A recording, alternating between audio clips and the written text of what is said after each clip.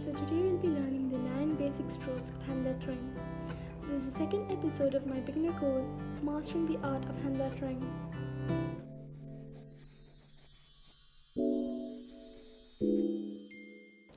I'll start out by teaching you how to create thin upstrokes and thick downstroke.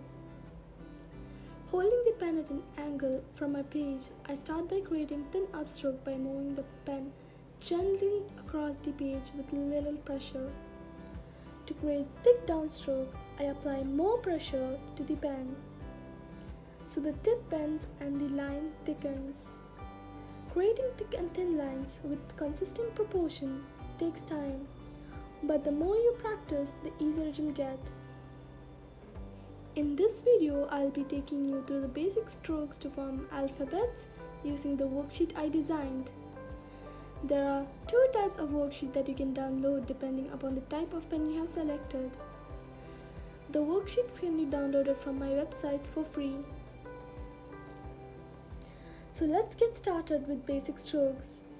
I will demonstrate using the thick nibbed worksheet with few examples of each stroke in real time, so you can see how I move the pen. The first stroke we are going to learn is an entrance stroke. An entrance stroke is simply a thin upstroke. I start by placing my pen on the baseline and creating a thin, slightly curved line. Move slowly to create nice, even strokes.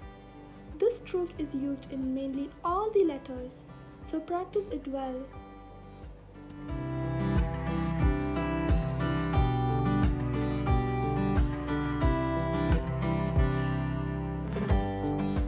The next stroke is an underturn. It is a combination of thick and thin strokes. I'll start at the gray line and apply full pressure to the pen and pull down to create a thick downstroke. As I move towards the bottom of the stroke, I gradually lighten the pressure to the pen and transition from a thick downstroke to a thin upstroke, ending on the gray line.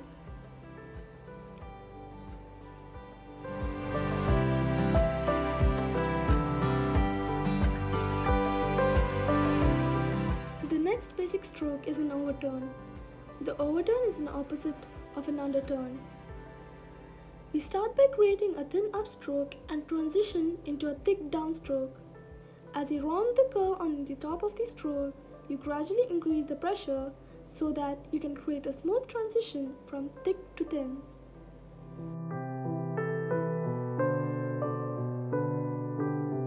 The next basic stroke is a compound curve. It combines an overturn and an underturn.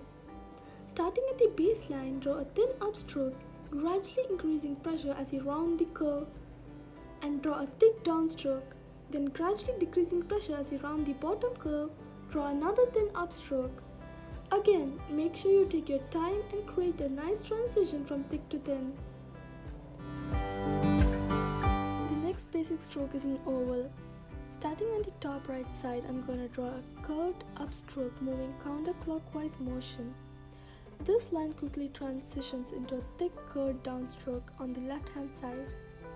When you reach the bottom of the oval, gradually apply less pressure and move into a thin curved upstroke, joining the 2 ends of the oval. Take time to perfect it and don't worry if they don't look great at first. The more you practice, the better it will be.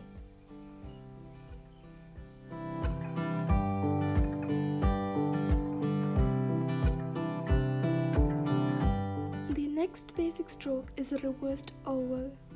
A reversed oval is same as an oval but in clockwise direction.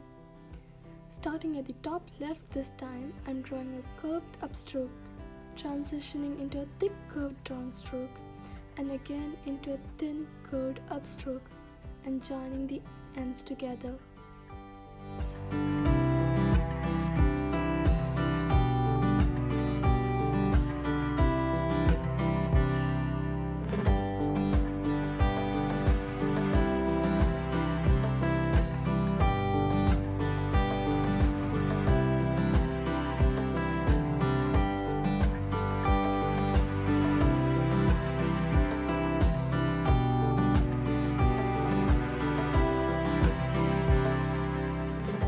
next basic stroke is an ascending stem loop. It is used for lowercase letters with ascenders such as B or D. Starting at the top line, I'm going to draw with a thin curved upstroke, gradually applying pressure as I round the top curve. And then I'll move into a thick downstroke that goes all the way to the baseline.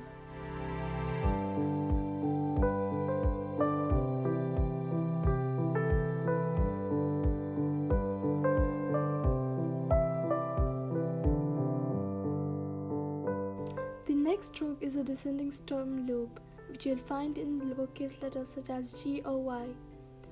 It moves from thick to thin.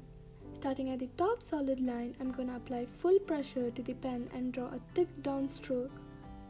As I approach the curve at the bottom, I apply less pressure and transition into a thin upstroke on the left hand side and ending it at the edge of the first thick downstroke.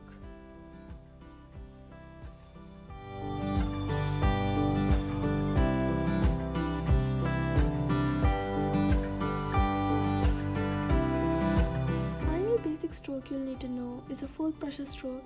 It's simply just a thick downstroke. So all I'm gonna do is start at the very top, applying full pressure and moving the pen down to the baseline.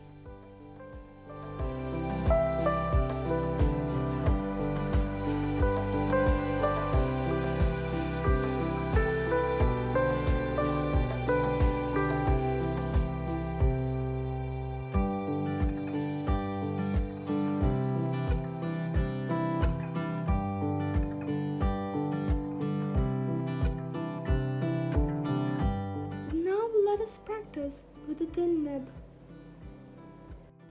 The links for all my worksheets can be found in the description box below.